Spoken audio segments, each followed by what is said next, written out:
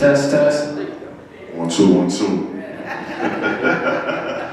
Oh my goodness. So, stay away from the mic, the speaker. So, it's so good to see everybody here this morning, this Saturday morning. A.M.E is right. So this is my third event in 2 days.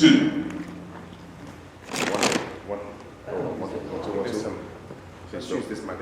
Yeah, I really don't need the mic, but. Test, test, test. But it helps. So this is my third event actually in 24 hours actually. So I got up yesterday about 5 in the morning. I jumped on a train down to Richmond. On the way down to Richmond, I did a presentation via Zoom to the Pomona Valley NAACP, specifically about California reparations and the California Reparations Task Force. That was on my way to Marin City. So I got off the train in Richmond, jumped in a lift to Marin City for a California Reparations information session teaching at the Manzanita Senior Center there. And then was very fortunate to be able to drive back with a friend back up here to Sacramento for California Reparations briefing or information session for some young folks, some very, very young folks at Sac Youth Nights on Florham Road, 2251 Florham Road. And I'm here today, and I feel great. I feel great. So what I'm gonna do, and I'm gonna do this as briefly as possible, and then if there is time anymore, I'm not sure, I would love to take some questions. So within about 20 minutes or so, what I want to do is first talk about who we are. By we, I mean the Coalition for Just and Equitable California, CJEC. Then I want to talk about where we are as a people right now as it relates to California reparations. I'm going to help us understand what we mean when we say the word reparations, to sort of help us have a basic, agreed upon, shared understanding. And then I'm going to talk about California reparations and the California Reparations Task Force. I'm going to do that in about 20 minutes. Okay? And then I'd like to take as many questions as possible. Okay? By the way, shout out to everybody that's watching. If you're watching YouTube or going to watch, wherever you're going to watch, big shout out. Thank you so much, E.T.M. Media. Can we actually give E.T.M. Media one more round of applause, please?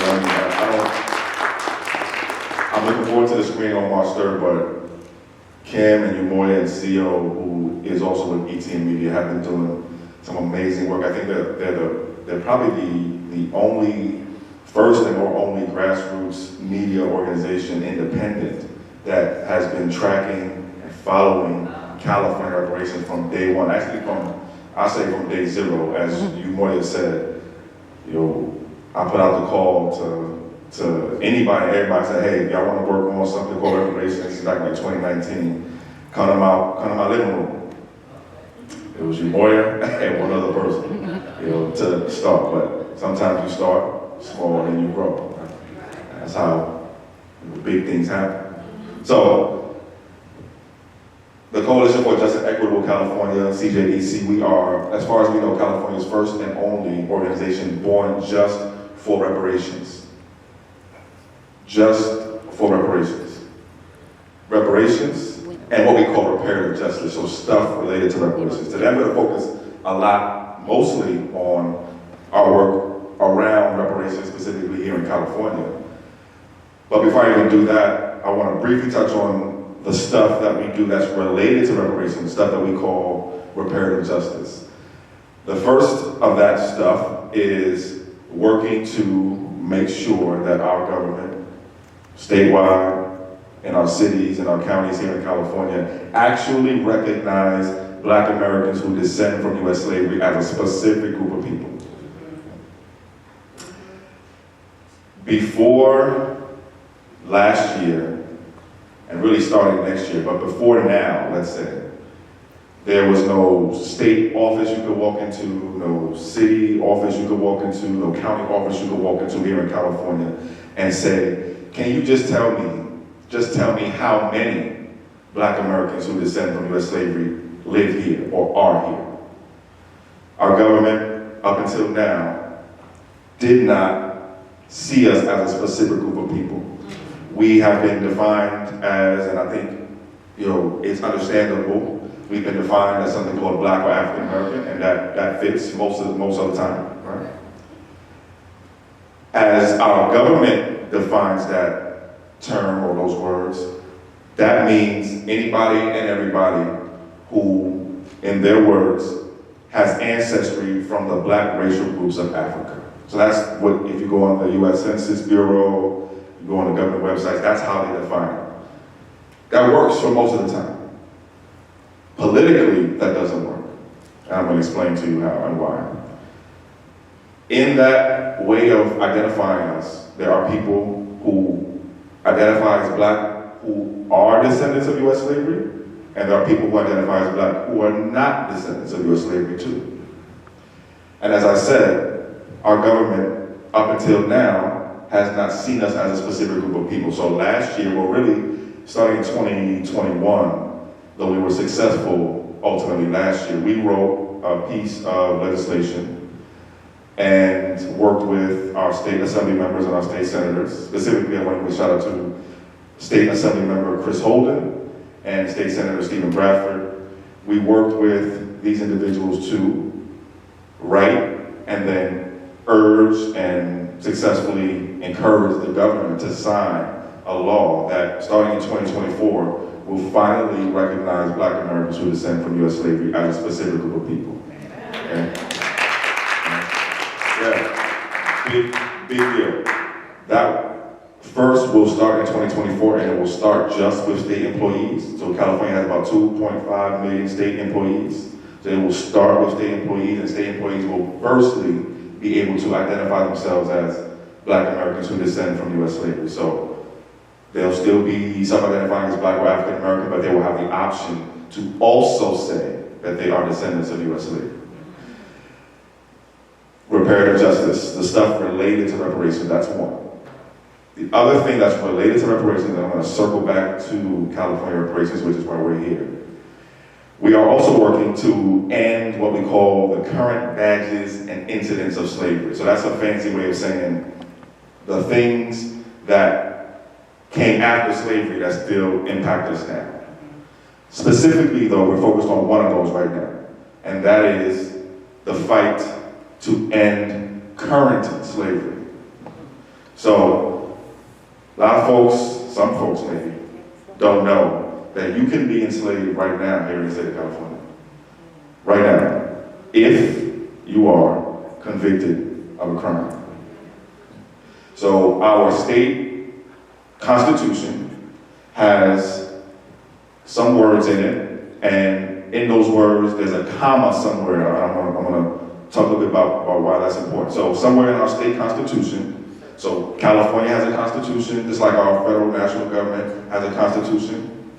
Our state constitution says something like, somewhere in there, neither slavery nor involuntary servitude are allowed, comma, except as punishment for a crime.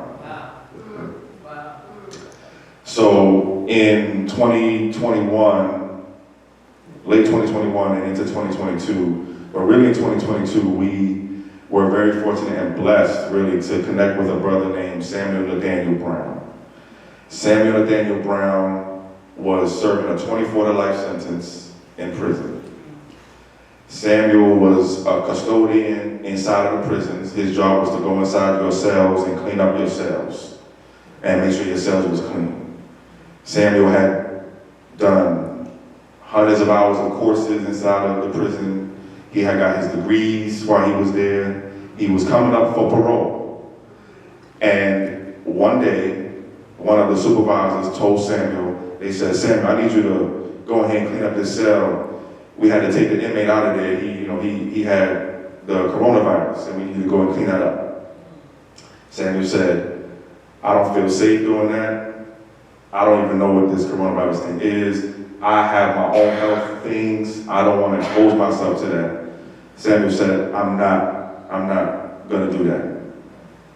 The supervisor told Samuel, if you don't go ahead and clean up this cell, when you go for your parole, we're gonna violate you on your parole. That's another 3 to 15 years you gotta stay in here. Samuel went back to his cell, thought about it, did what a lot of good brothers do, called his wife, said, this is what they're saying, this is what they're telling me, what should I do? His wife told him, we need to change this, you need to write something so that we can change this. And from his cell, Samuel wrote what would become Assembly Constitutional. Uh-oh. One more. That's right. Test, test. There we go. You might want to sit right there. Let's pass me the mics. Right? From his cell, Samuel wrote what would become Assembly Constitutional Amendment 3, okay, which would have removed that comma and exception from our state constitution. Samuel got out of prison in late 2022. He's been home now for about a year or so. Yeah, right on. Yeah, please put your hands together with Samuel home. Yeah. Samuel led a movement last year to make our state assembly members and our state senators know about the constitutional amendment and then make our governor aware of it. I'm gonna do some really quick, basic political education right now. So our state has a constitution. The Constitution is different from the laws. So the laws are in charge, the Constitution is in charge of the laws. So we can't have laws that go against the Constitution.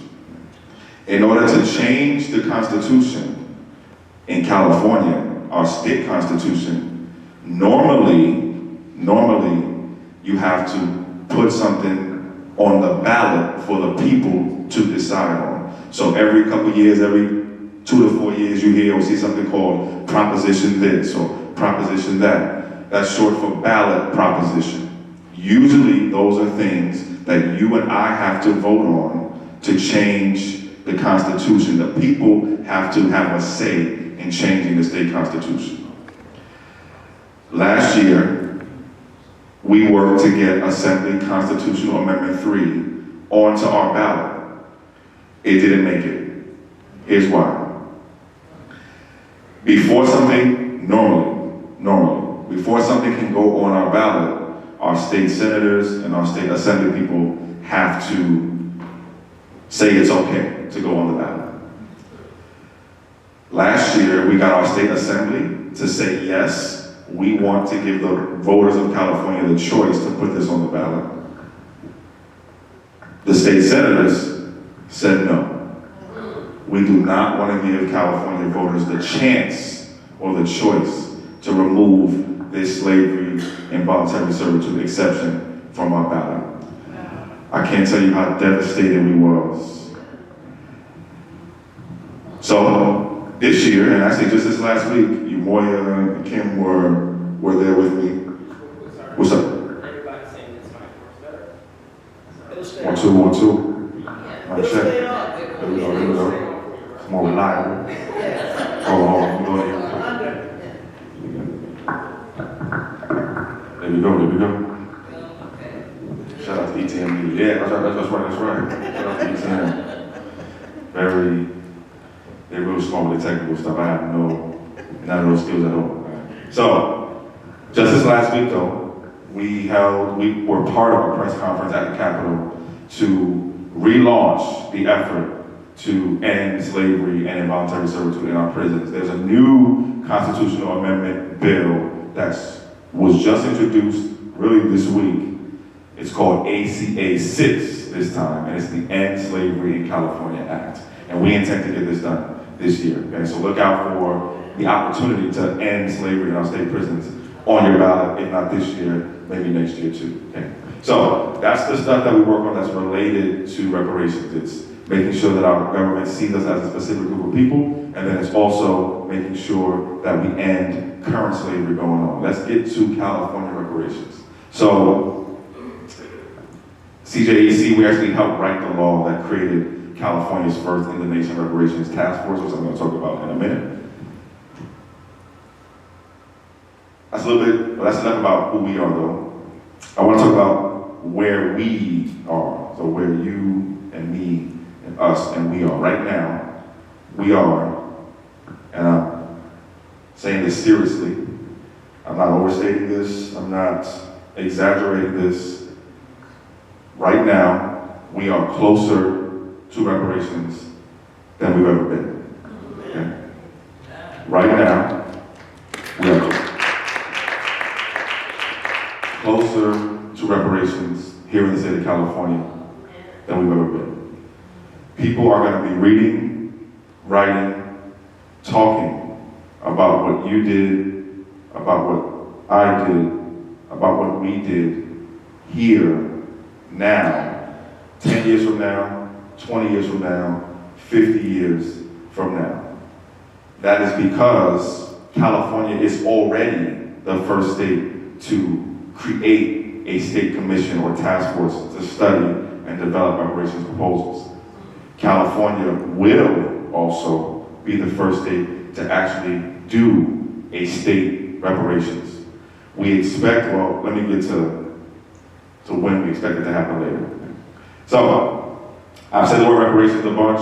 Kim and Yamoy, I've said the word reparations, but I think it's important to have a shared understanding of what we mean when we say the word reparations, because there's different ideas and understandings of it. And I want to give you a specific way to understand it as it relates to what's coming next and as it relates to California's reparations task force. So, when I say the word reparations, I'm specifically talking about taking action to provide a range of benefits to survivors and descendants of some type of human rights violation.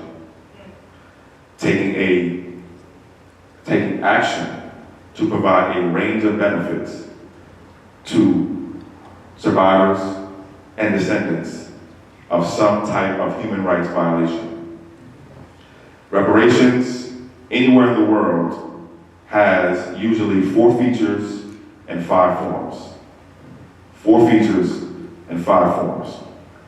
The 4 features are, anywhere in the world, normally, reparations need to be adequate, they need to be effective, they need to be prompt, and they need to be proportional. So they need to be adequate, meaning enough. They need to be effective, meaning they have to work. They need to be prompt. We can come back to the prompt. Okay? It's been a long time, too long. And they need to be proportional, so they need to be, I said this I was trying to explain this to the kids yesterday in like a easy to understand way. So as bad as the thing was that happened, is as good as this thing needs to be that you need to do to fix it. So that's what we mean by proportional. 5 forms. So 4 features, 5 forms.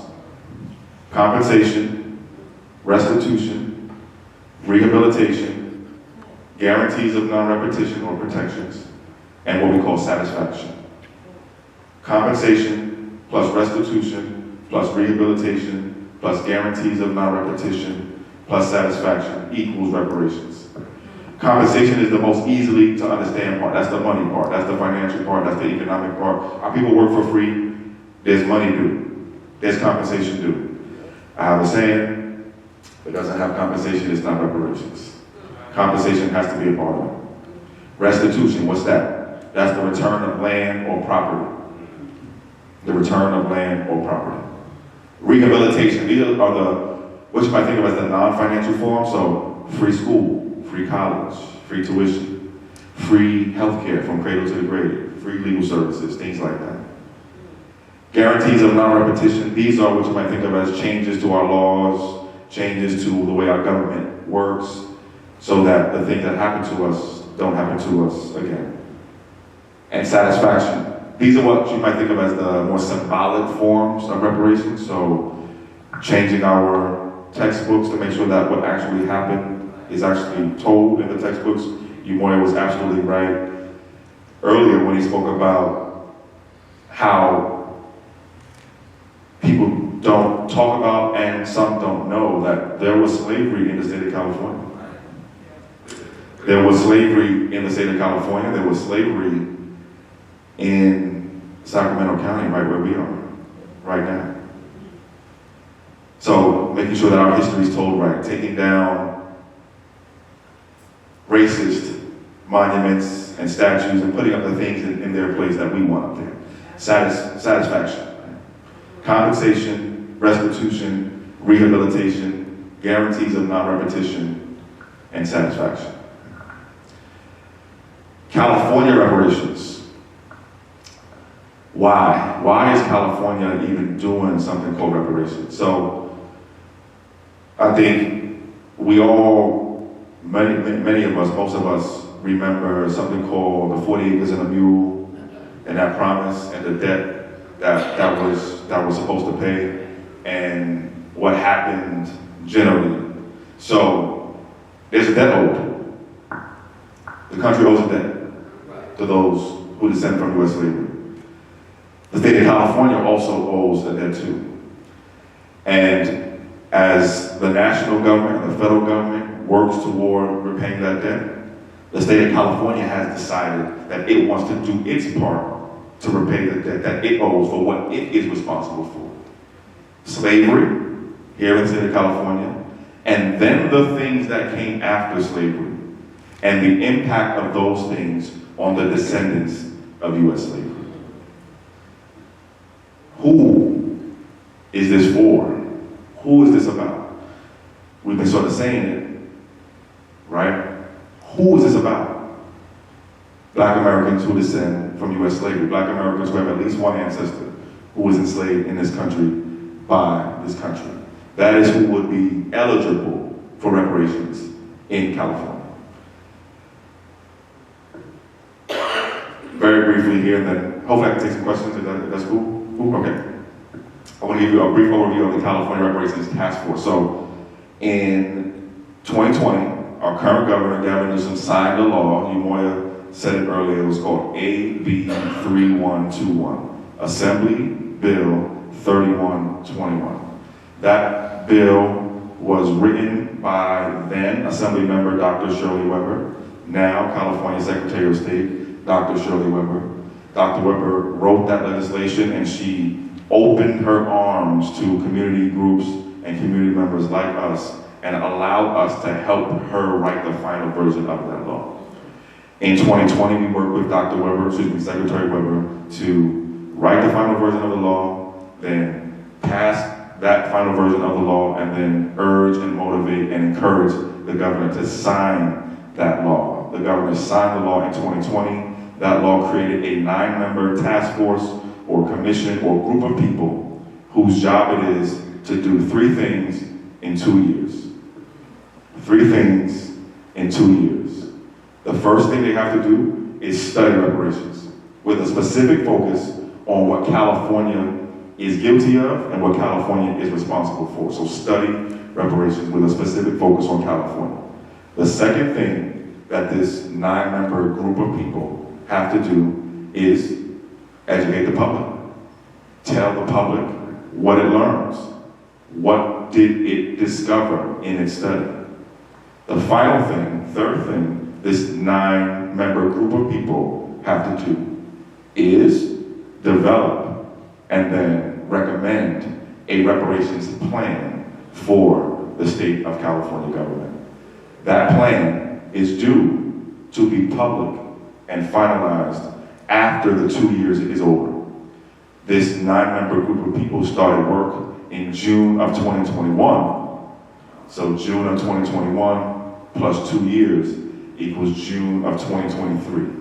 So in June of this year, I think it's July 1, I think is the deadline. So July 1, let's say, of this year, the State of California Reparations Task Force will release their plan for reparations for Black Americans who descend from U.S. slavery. Now, what happens after the plan is released, though? What happens?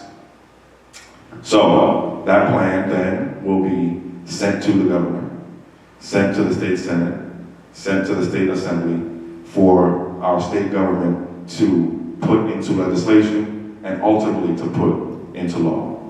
The earliest, I'm speaking here for myself and on behalf of the group right now, the earliest I expect that we will see reparations legislation as early as this time next year.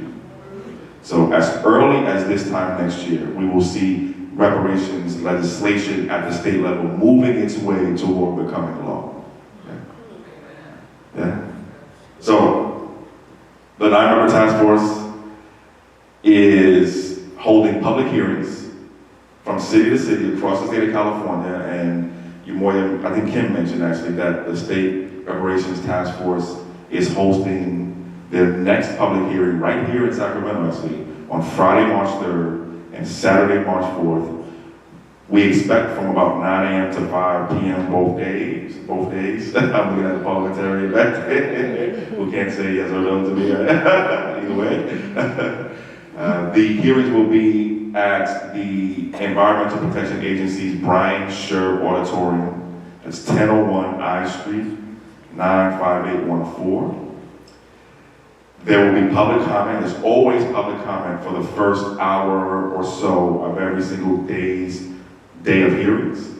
You are highly encouraged to attend the hearings in person if you can, for any amount of time that you can. Also, our good folks at A.M.E Media Group on YouTube live stream the hearings also. So if you can't attend in person, or if you can't attend for the entire time in person, you can attend it virtually, and or you can watch it because it's recorded and left on YouTube afterwards also. You can also watch it on our website, cjec-official.org, on our videos page. Last thing I'm gonna say is a little bit more about who's on the State Reparations Task Force. I think we have some flyers.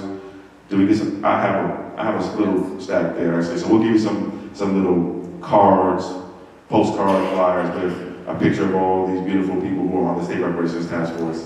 But I'll see if I can do this on top of the head right now. So, the chair of the task force is none other than Attorney Camilla Moore. I want to say one thing about Camilla Moore. She is about to be 31 years old, amazing, just an amazing millennial black woman. You know, and I'm a millennial too, but I'm like the older millennials. She's like the younger millennials. Right? And you know, we've never done this before as a people. Okay? We've never done this before as a people. So to have a about to be 31-year-old black millennial woman leading something that's never been done before in our state, I think says something about who we are right now. Vice Chair is Reverend Dr. A.M.E Brown. Some of you may have heard of Dr. A.M.E Brown out of San Francisco, 3rd Street Baptist Church. She was actually literally one of Dr. King's literal students. Literally one of Dr. King's students. State Senator Stephen J. Bradford is also on the State Reparations Task Force. He's out of the Los Angeles area, as well as State Assembly Member Reginald Jones Sawyer, also out of the Los Angeles area. San Diego City Council Member Monica Montgomery Stepp out of District 4 in San Diego. Dr. Javon Scott Lewis, who is the Director of the Geography Department at UC Berkeley. Who do I move to next? Okay, I want to go in a certain order. So, Dr. Cheryl Gribbs, who is a PhD psychologist out of, I think, somewhere in the Southern California area also, in addition to Attorney Lisa Holder, and last but not least, Attorney Don Tamaki. So y'all have the cards in front. Did I miss anybody? No? Okay. All right, I think I got it. So, these are the 9 members of State Reparations Task Force. I want to stop right there, and for as long as I can, and not trying to interrupt the food part, but as long as I can, I want to answer as many questions as you have. And I have some questions that I think you should be asking. So if I don't hear those questions, I think I'll ask them for you. All right, family. So I'm sorry, brother. I didn't mean that. Oh, brother, go for it. Ready to go? Yeah, we're good. We're good. I know everybody's hungry. Want to get something to eat? Yeah. All right. So if anybody has a question or question, comment, or anything, it's time to speak. Yes, ma'am. So how are you going to, I know you said anybody born in California, what, did you say born in California? Good question. Right, so that's a good pre-question. So to be eligible for reparations in California, you will have to be a California resident. So not born in California, but a current California resident. Oh, good, because Yeah. I'm military. I was just wondering how you're gonna fit all that in. Yeah, so I can answer you. There you go. So, and then I'll say one more thing on this. So the question is about eligibility for reparations in California. So you have to be, first, someone who has an ancestor who was enslaved in this country, so a descendant of U.S. slavery. You will also have to be a California resident. Is there- Currently. Not that I'm aware of right now. I'll double check. There were discussions about that at the last task force hearings, so I'll follow up and we'll confirm that. So, yeah, I don't want to say anything that's not right. So, current California resident right now and a descendant of U.S. slavery. How do you prove that? Good question. So let me ask you, put your hand up right now if you have heard or know that you have at least one ancestor who was enslaved in this country by this country.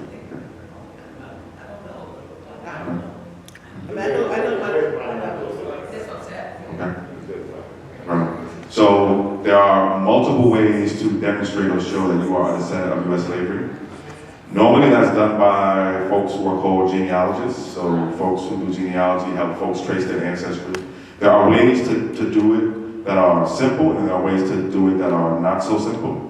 The State Reparations Task Force has not yet decided what types of records you'll need, or et cetera, et cetera. My expectation is that they'll work to make it as simple as possible and also as not burdensome as possible. So I expect that there won't be a financial burden or a time or a research burden put on actual individuals, but that there will be support from the state to actually help folks demonstrate that they are descendants of U.S. slavery. Right now, the state task force is already recommending that the state create something called the California African American Freedmen Agency. Inside of this agency, there will be something called the Office of Genealogy, and there will be a support system set up to help folks identify themselves as descendants of U.S. slavery. I'll say one more thing about this too.